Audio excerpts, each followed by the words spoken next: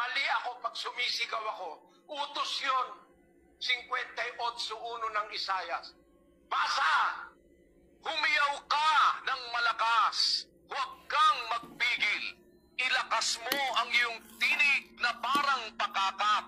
At iyong ipahayag sa aking bayan ang kanilang pagsalangsang. At sa sangbahayan ni Jacob ang kanilang mga kasalanan. Kita mo? Utos ng Diyos yan eh. Pag isinisigaw mo yung aral, pagka yung mga tao ginagawa mali, umiyaw ka ng malakas, huwag ka magpigil. Masama bang umiyaw? Bakit pag umiyaw ba, mali? Utos nga ni Kristo yun eh.